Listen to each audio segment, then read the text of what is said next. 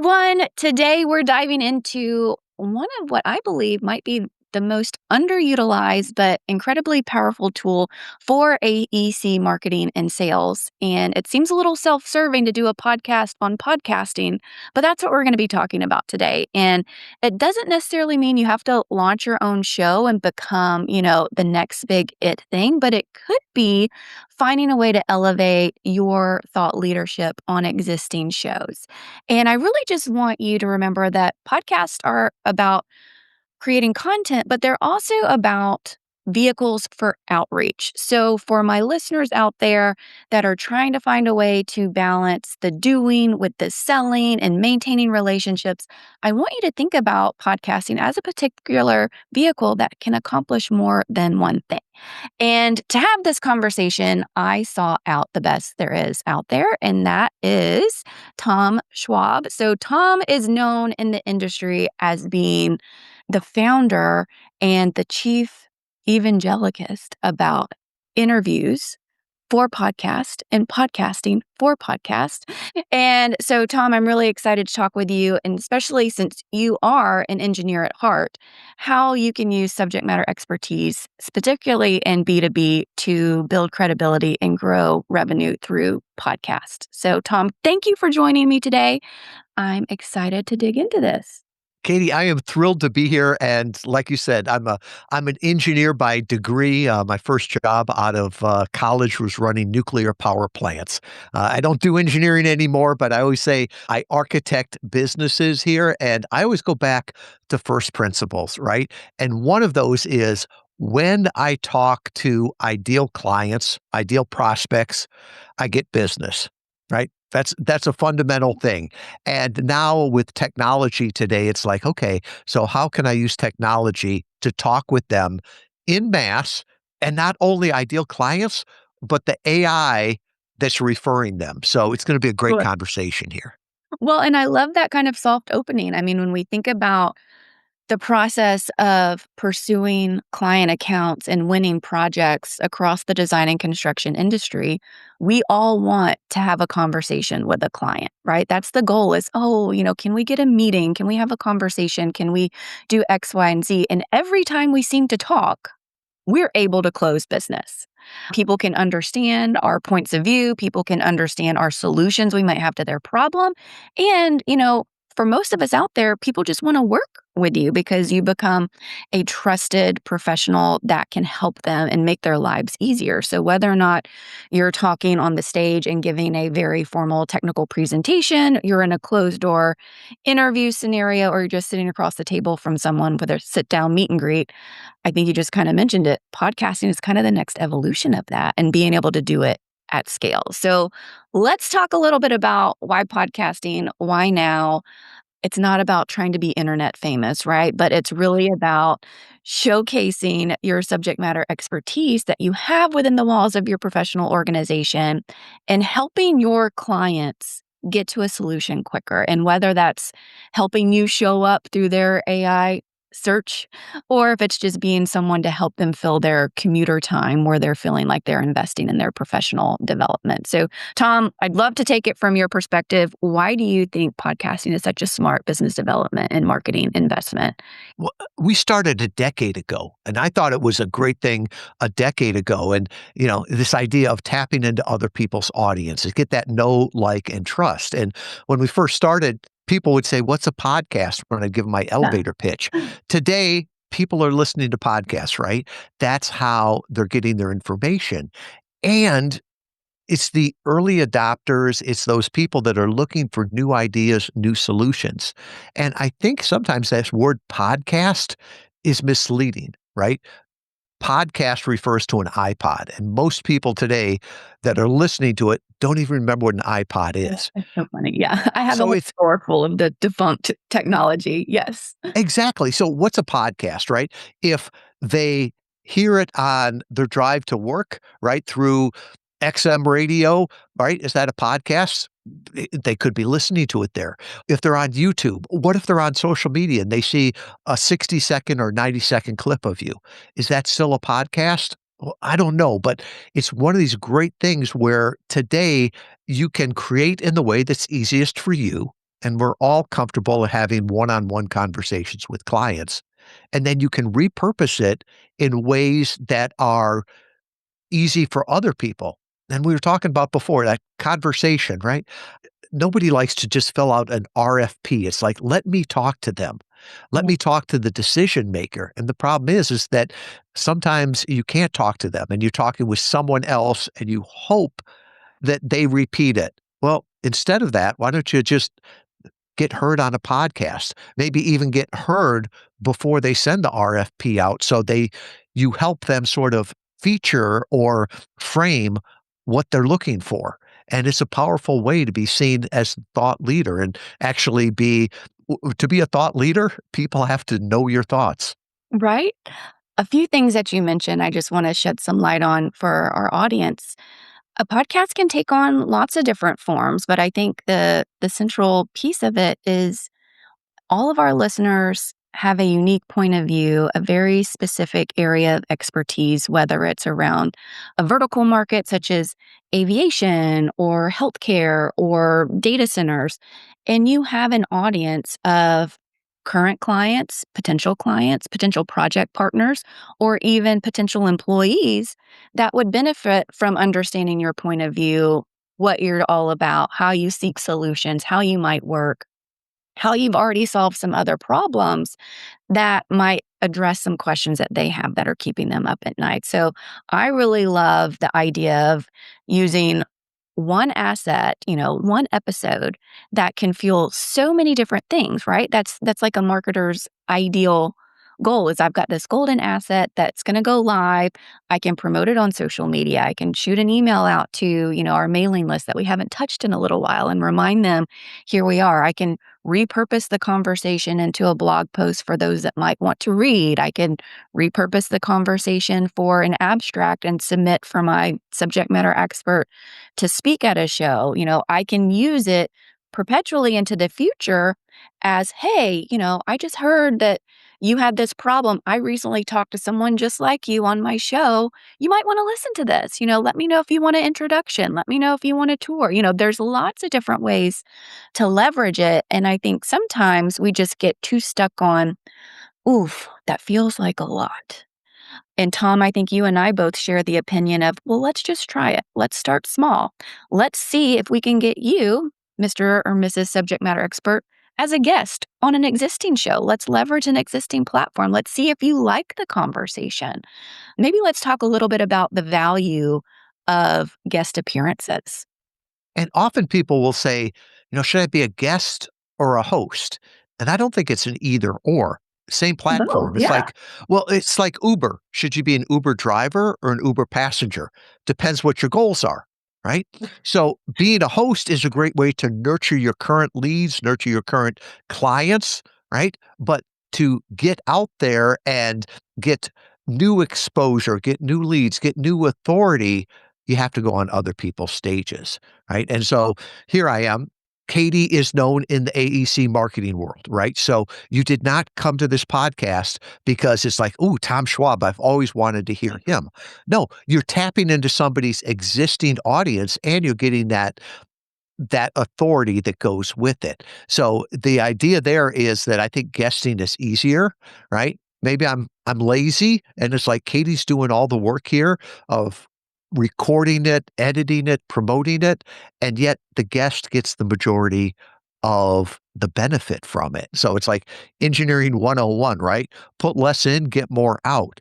And all of those things that you were talking about before, Katie, with all of the things that you can get from an interview, what I wanted to point out is none of those take more of your time, right? We always refer to our clients as the talent, right? So in 45 minutes, you do the interview and you can get all of this social media out. You can get things for your sales team to use. You can get things for your website. And I'm an introvert and I just think I don't want to be an influencer. I don't want to be cringy out there.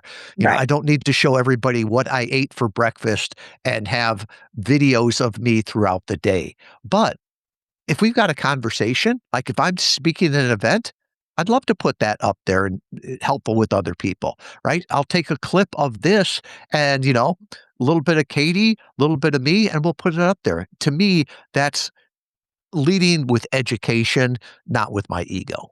Right, and I think that is what makes an subject matter within AEC so special is everybody is an expert. Everybody has something to say. Everybody can be helpful, and we are consultative by nature. Lots of us self identify as the introvert. People don't believe me when I say that, but I would much rather, do one of these interviews one on one, Tom, than have to quote unquote work a room. Right.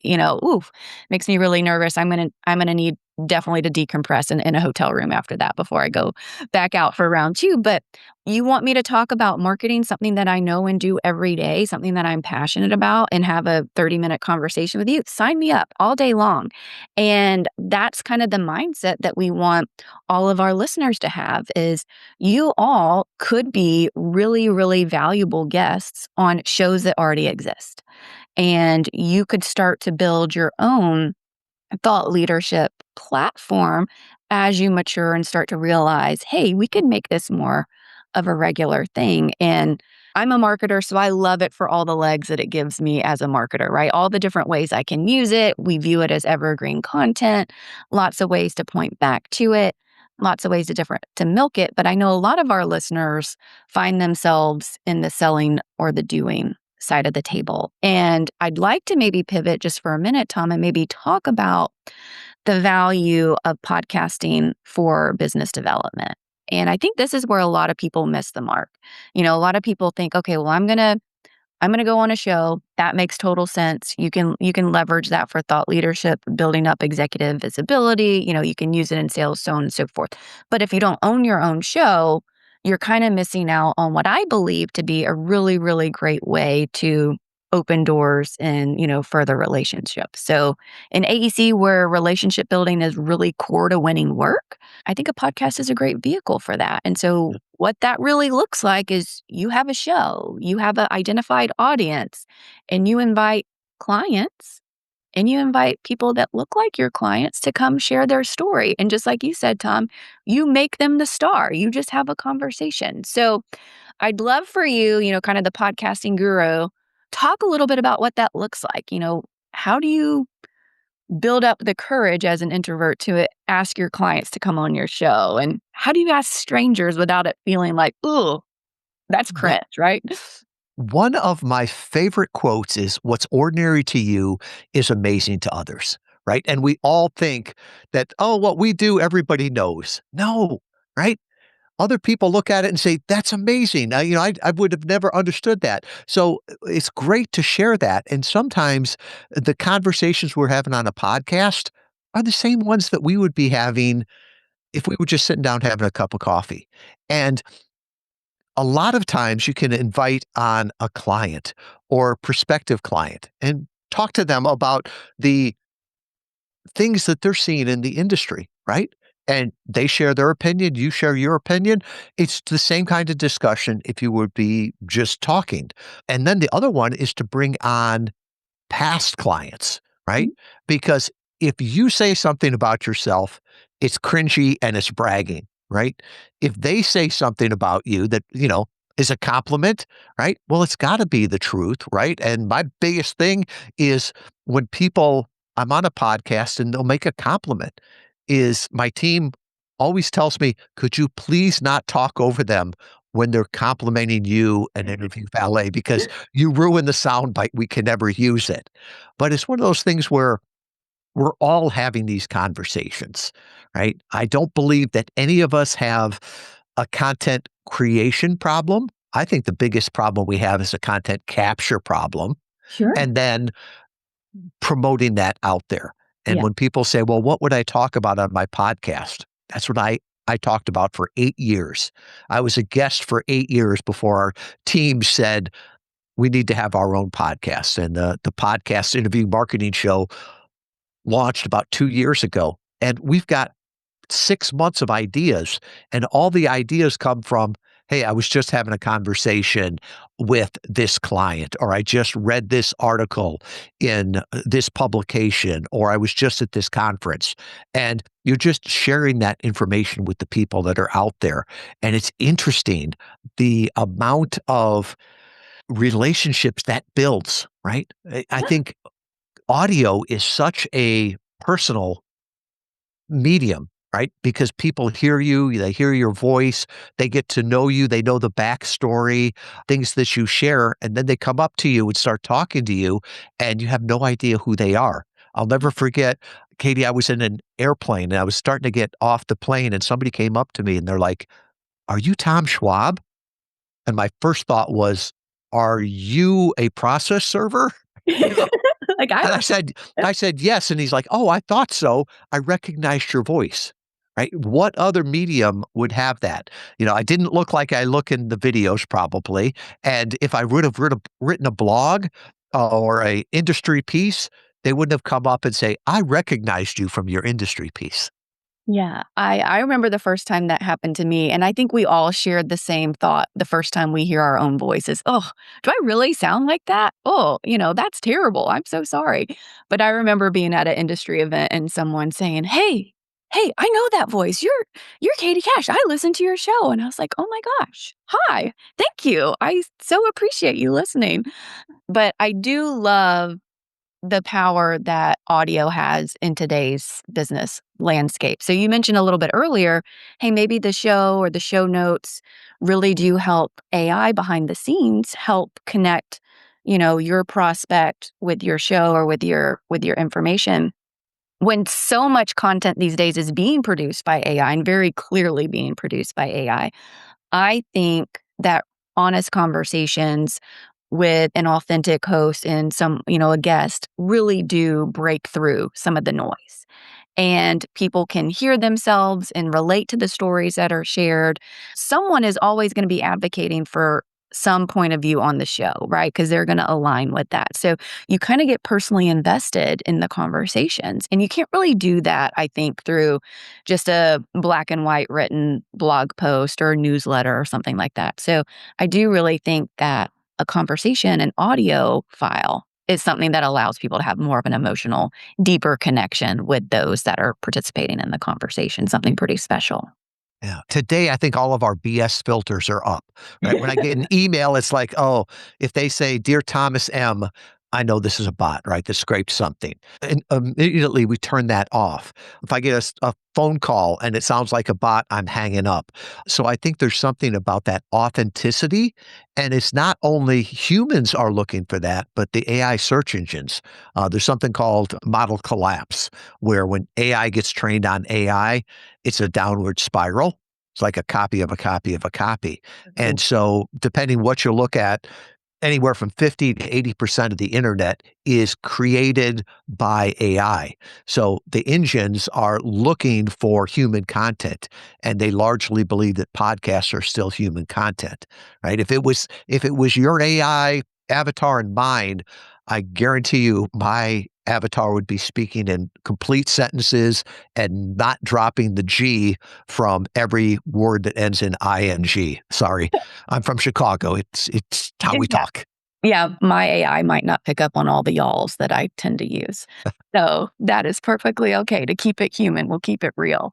But I do want to mention, something that you said. There's lots of different ways to approach topics. If you're having that initial fear of what in the world would I say, there's lots of ways to be inspired. And I think in the world of design and construction, there's some easy, often perceived low hanging fruit discussion starters.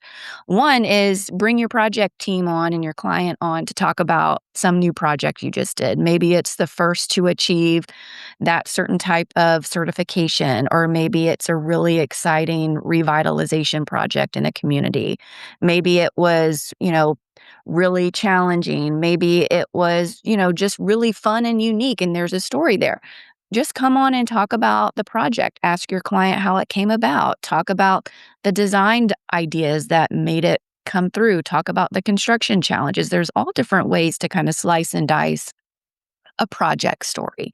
And the reason I like project stories on certain podcasts is you kind of get to see 360-degree view of the project from the different points of view. You get to celebrate it as a team because we know design and construction is a team sport.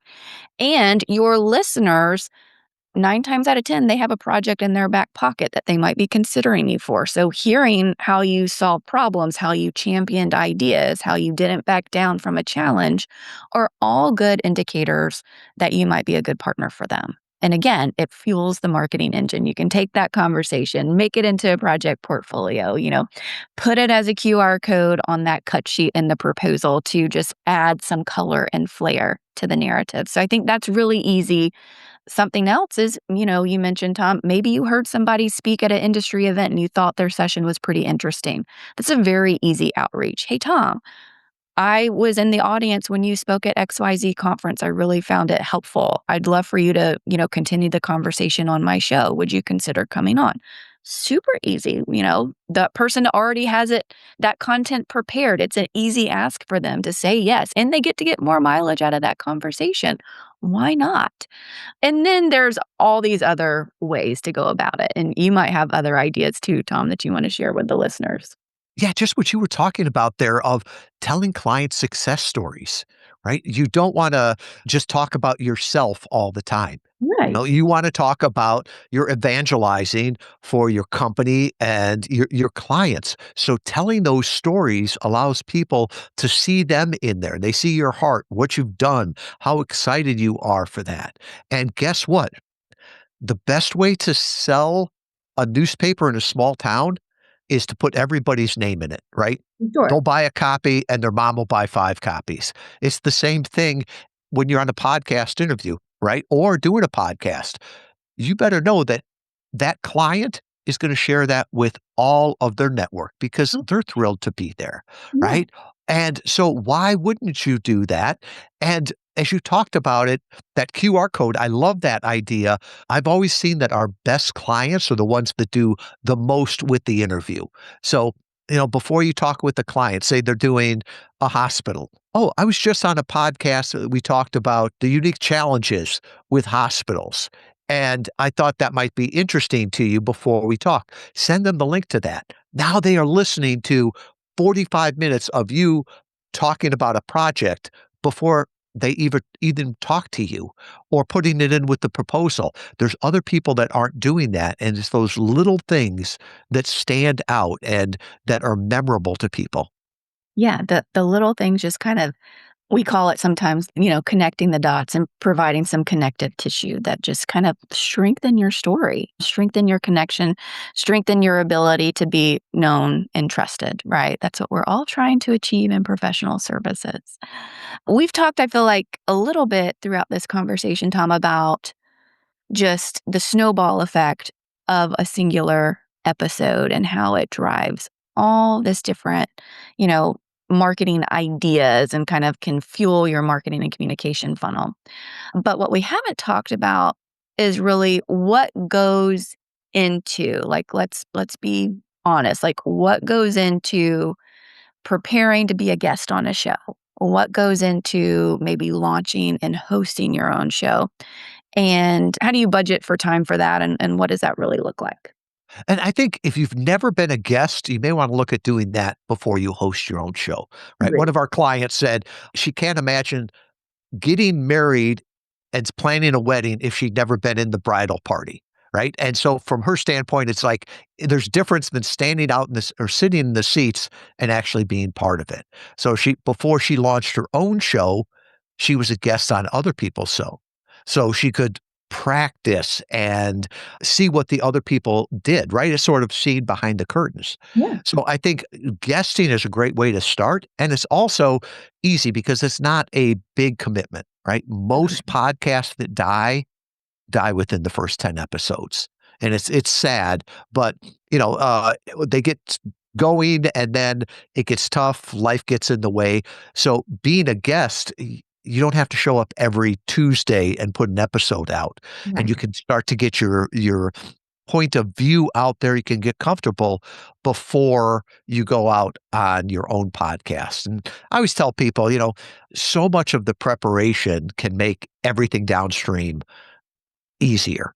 So most podcast hosts are not trained journalists. So don't give them a 15-page media kit, right? They'll look at it on Right. their phone and say no, or they'll pick out the most arcane things and give you a weird interview. So boil it down into one sheet, right?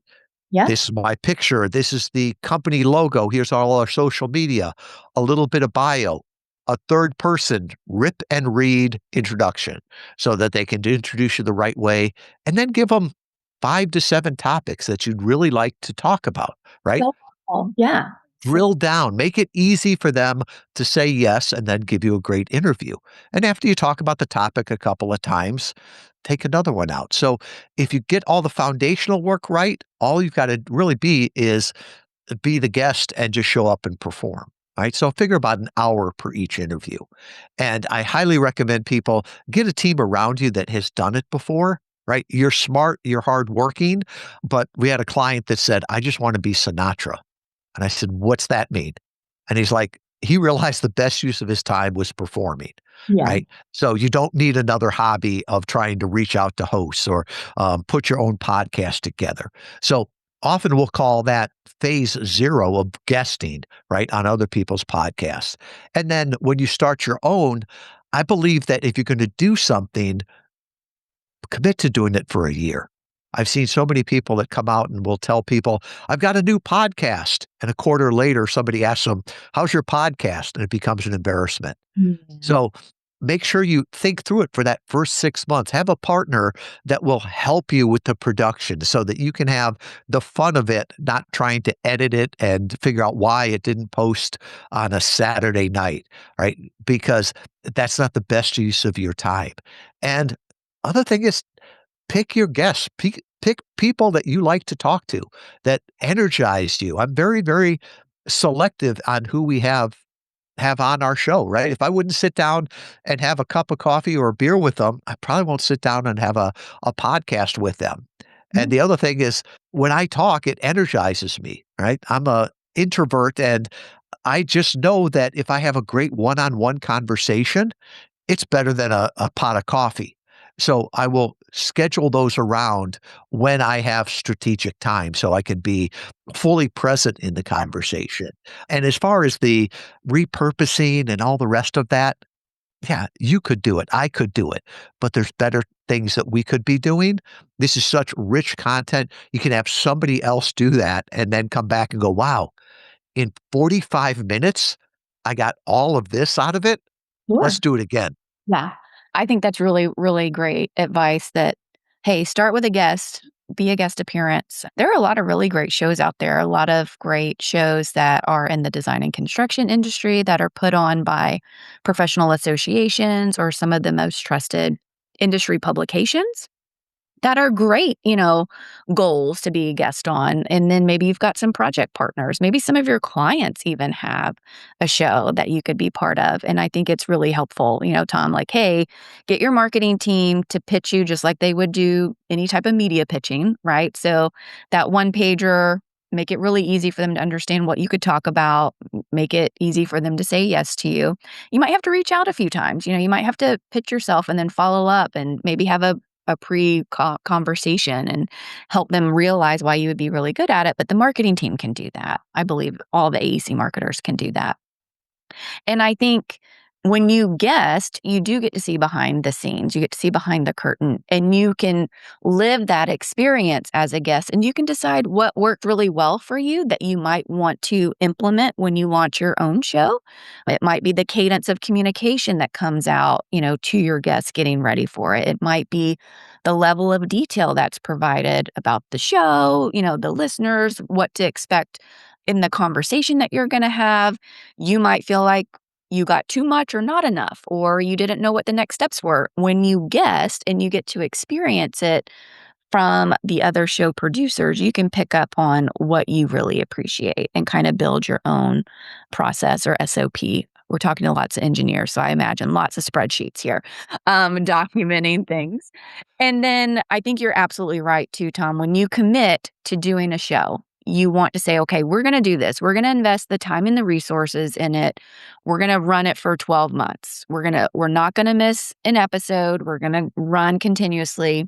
The first year we came out with the Smargies podcast, like 6 years ago, we were really ambitious and we tried to have one every week. I will tell new podcasters, that's too much. Don't do what I did. I think once a month is more achievable in our space if you have someone that is, a principal or billable time. An hour a month for them to commit to having a conversation is very reasonable for them to fit in to their work schedule and you not mess up utilization rates.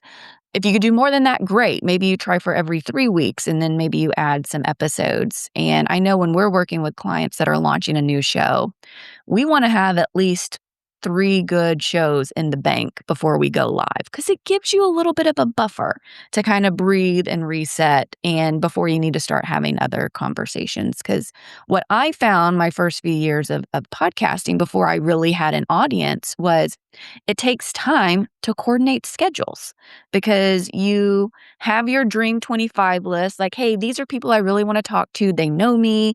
We've got something we can share. It's easy for them to say yes to me, but they're busy. They've got their day jobs. And so sometimes they're traveling when I'm available or, I'm not available when they are. And so it took a little bit of back and forth. And yeah, I really wanted to air that episode with Tom in December, but we couldn't meet until January. So now it's got to go in February, which means I need to backfill. So giving ourselves a little bit of buffer and having some episodes, quote unquote, canned, like already in production, ready to roll, let me breathe a lot as a host and not feel like I just needed filler because you don't want to water down your show with just filler episodes to hit a deadline. You want to remember why you set out to do the show, who you're trying to talk to, and what kind of value you want to have. And sure, I think you can do show fillers and do a quote unquote solo cast and share your own point of view. Or maybe you just have a fellow partner from your own organization and you talk about something really unique and special, maybe trending in the industry. But ultimately, the advice that we always give our clients that are launching a podcast is it needs to help kind of check multiple boxes. We want it for business development and sales outreach. So we want to have guests on that are in a position to hire or recommend you because that just adds, more fuel in your tank. We want you to have thoughtful conversations that will fuel marketing that's going to help you position for your next win. So it can't just be about you. Like you mentioned, Tom, nobody wants to listen to you just talk about yourself. And you want it to be helpful and topical. So any advice for those listeners about how do they build an editorial calendar? How do they build, that initial guest outreach plan so they feel successful and so that they can kind of ease into this idea of becoming their own media company with the show? And thank you for pointing out the editorial calendar because so many times people think that podcasting is just like radio or television, right? We record today, everybody hears it. We do a report every year. It's called the State of Podcast Interviews. And last year, it was pretty consistent from year to year. The mean time between when you reach out to a host or a guest, when it gets scheduled, recorded, edited, and aired is 83 days, right? Anybody that can get you on a show today and it goes live tomorrow probably hasn't thought about it, right? Think about it more like a magazine, right? If I get invited to be on Men's Health, right? That's a joke if you're watching the video. Um, it's not for next week's episode, right? It's probably for one that's a quarter out, maybe even 6 months out. So think about a quarter out. So always think about what is happening, what could be timely for that, right? It could be budgets at the end of the year. It could be a conference that you're going to, whatever that calendar is. So you start really think about it as part of your overall marketing and an editorial calendar, not just, oh, what am I going to do this week? And that's where it becomes powerful too. The other thing that I think a lot of people struggle with is, well, I can't repurpose the content because I already used it, right? Somebody already heard it. You can take this interview and promote it for a long, long time, right? Because not everybody is going to hear it on day one. And if I hear it again in a year, the chances are I'm not going to remember all of that. The same thing with the social media, right? Just because you put a post up the day the podcast went live doesn't mean you shouldn't be promoting that a month from now, 2 months from now, because guess what? Every time you tag the host or the guest, it's going to pop up in their feed and they're going to think of you and share it with their community. It really, I don't know if it's evergreen, right? But it's probably like a can of soup. It's good for 3 to 5 years. It's pretty good. I mean, it's pretty good. I know we've got some episodes in the Smartegies archive. Judy and I, the founder of Smartegies, and I did one on like the art of the pitch, because part of procurement and design and construction, often the decision is made through a formal interview. That's part of their procurement process. And there is not an architect, engineer, or contractor that I have ever met that is comfortable with public speaking out of the gate, right? Nobody went to school for engineering to realize that, hey, you got to go sell and you got to go pitch work in order to do the fancy building systems engineering. So every year around strategic procurement seasons, we'll re-promote that, via email in our newsletter. We'll have it on a slide when we're speaking at conferences, just as a reminder that it's an asset there that still has usable shelf life, because it goes over, tips and tricks that are still applicable today, even though we recorded it 6 years ago. And it is by and large our most listened to episode every year. Every year it is. And it's true, it's got a lot of legs there. Now I've got other clients where, maybe someone on their show was the head of a particular organization, and they leverage that to get into lookalike audiences. And so they're using it in their sales outreach, and they'll post it on social, and they'll use it in one-to-one email outreach, and they're leveraging it to get other people to come on the show, but also just to get a meeting. Like, hey, we recently talked with so and so at this university. They had a similar problem. Thought you might find this of interest. And as long as that conversation is still relevant to your audience, even if they may have heard of it, it doesn't hurt to remind them. And you don't know, maybe they saw the social media post, but they were at their kid's soccer game and couldn't listen to it. And they need to be reminded that it's still there. So don't hesitate to do that. I still like when different shows will do, it's kind of like the Spotify wrap at the end of the year. It tells you what all you listen to. Well, what shows were, your most successful guests that year? Shine the spotlight on them, make them feel pretty, make them feel special again, and just make it relevant again. And you mentioned a keynote, right? I've done keynotes before. They are a whole lot of work, right? To get up and talk for 45 minutes, you got to do slides, practice, all the rest of that. Whereas this is a discussion, right? I know what we're talking about as we come in here, right? It's my passion. It's what I talk about every day. So it's not like preparing for a keynote. And so that makes it very much easier. And it's really the same conversations you're having day in and day out with clients and your team. I think that's great. Now, my name's Katie Cash. I have the running joke and nickname of Cold Hard Cash because somehow I always manage to talk about money. So I want to talk a little bit about podcast ROI and what the investment really looks like. So we talked about it a little bit from an investment of time standpoint. If you're going to be a guest, give yourself an hour, be present, don't multitask, respect the host that you're going on the show for. If you're going to host your own show, it's going to be a little bit more, but not too much more in terms of time. But for the finance team, or, sometimes we joke and call them the math team that listens, what are some core metrics that they can monitor to know whether or not their podcast is successful? And hey, we did this pilot program for 12 months. Do we re-up? Does the season 2 come back? Are they going again? What are some of those metrics, Tom, that you suggest that they watch? Well, I don't think it's just the math team. I think it's the principal, the owner, right? This is marketing. If it doesn't make dollars, it doesn't make sense. And so many times people come to us and the first question I always ask is, why do you want to do podcast interviews? Because if it's just, I want to be famous or I just want to talk to people, that's called a hobby, right? And that's going to get really old really quick, and you're not going to continue to doing that. So start with the end in mind. What are the metrics you're looking for? Yeah. Is it lead generation, right? So it takes about 3 months for the podcast to come out, typically, right? So start tracking it after that. Ask people, how did they find out about you? That's a great way to do it. Another one is social media engagement and followers, right? You should see that start to go up as you've got this great content. Yeah. Hint, all of the social media platforms love video, and it always helps if you have two people in the video. So it's not just me talking to the camera, it's Katie asking me a question and then me responding. So that's another way to look at it. This is a try before you buy. Chances are nobody's going to ask you to speak an event if they've never heard you speak.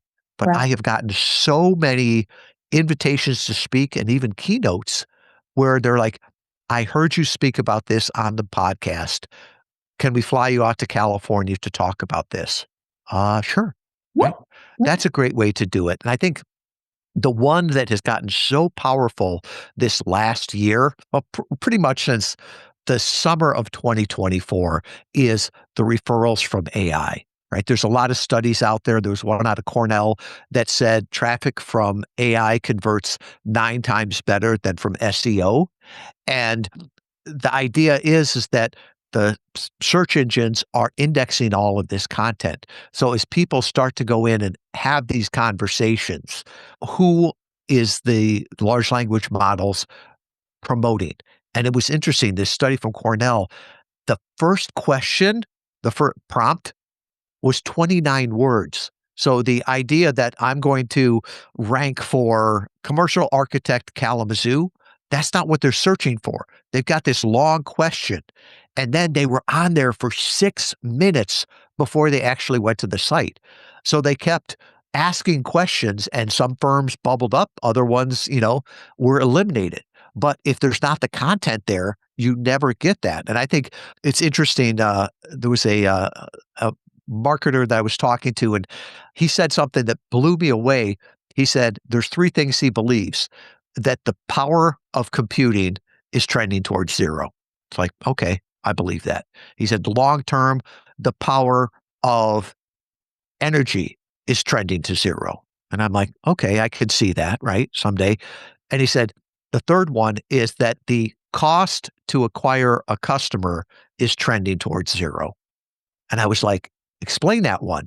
And he's like, well, if they're finding us through the search engines, the AI, and we've got the information out there, isn't it going to be a whole lot easier for them to go through there and find us, as opposed to just let's get a list of, you know, 10 firms that we've heard of and send out an RFP? No, let's do the work and figure out which is the one that we trust.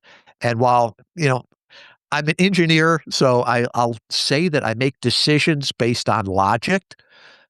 I know in my heart that it's who I trust, right? And so many a times you look at this project and it's like, after this project, the person is thinking, I'm either going to get promoted or fired, right? One of the two is going to happen. Now, it's not all my fault. It's not all my doing, but I want to make sure that I've got a partner that I trust, because I'm going to be held responsible for the outcome.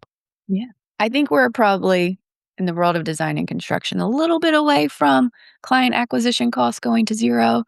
So I think we still have a future proposal production and interviews. But I I agree with you. And even on energy, we're a long way from fusion, yeah. but it's definitely trending toward that way. It should be getting better, not worse, So over the long term.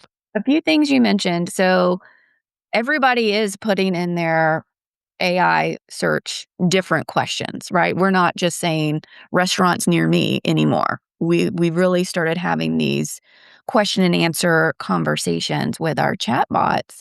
And those questions that are leading those searchers to your firms are great topics for a podcast conversation. Easy, right? Low hanging fruit, like ideas, something that's connecting you there. At Smartagees, we believe that all firms should really measure every marketing investment against three things. We call them the three R's. Number one is reputation. Is it helping you elevate your reputation in the industry? And podcast does that really, really well, whether you're being a guest or you're hosting your own show. You are carving out an area around thought leadership, executive visibility, something like that, that you can own, that you can leverage to advance your reputation. Is it advancing relationships? And we think that it does, right? Whether, again, you're a guest on a show, you're building your network.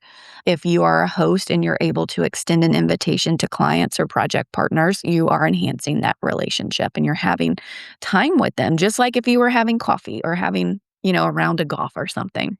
And then bottom line is, are you driving revenue to your firm? And that's one where I think people are like, well, I don't really know how to measure that with podcasts. But you mentioned a few really great things, social media engagement. Are you getting new followers? Did you acquire new followers that might have been initial followers and supporters of some of the guests that you had on the show that you brought over and now they're aware of you?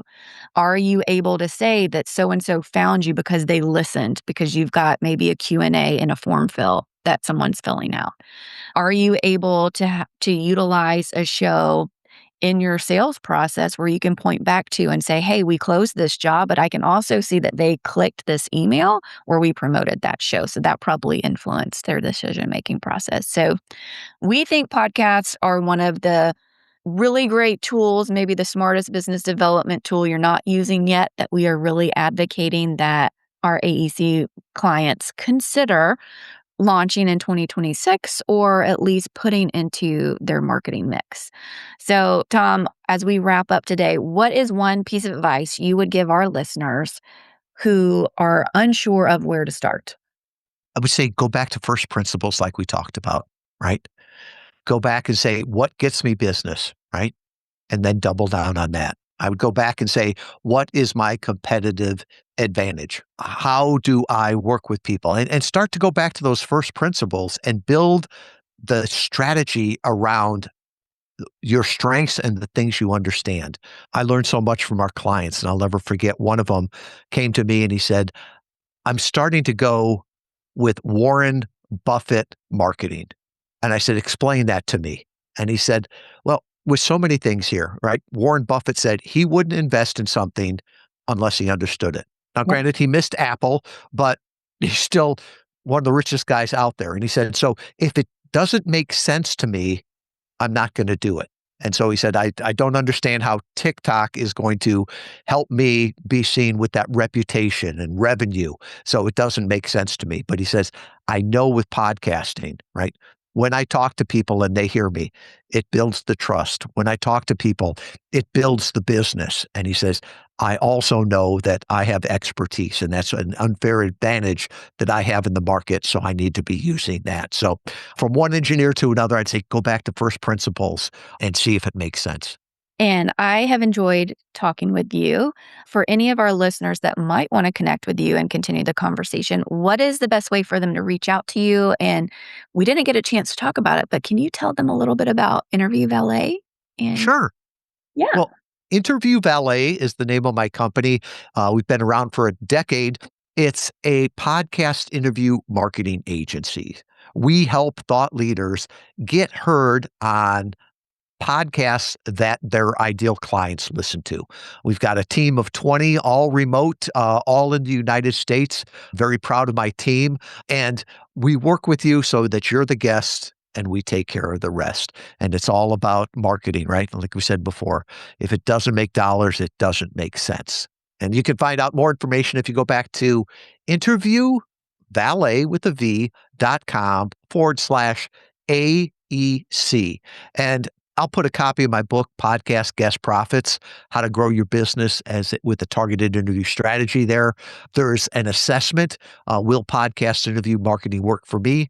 And then finally, if you'd like to talk with me about this, right? I believe we're all one conversation away. So just go there. I'll have my calendar scheduling link, all my social media, all that'll be back there at interviewvalet.com/AEC. Well, Tom, thank you so much for the candid conversation today. I think we both share a passion for podcasts and see the real opportunity that they present, both from marketing and content generation as well as sales and business development. So, for all the listeners, thank you for staying till the end and enjoying today's podcast on podcasts. Until next time, stay smart out there and we'll talk to you soon.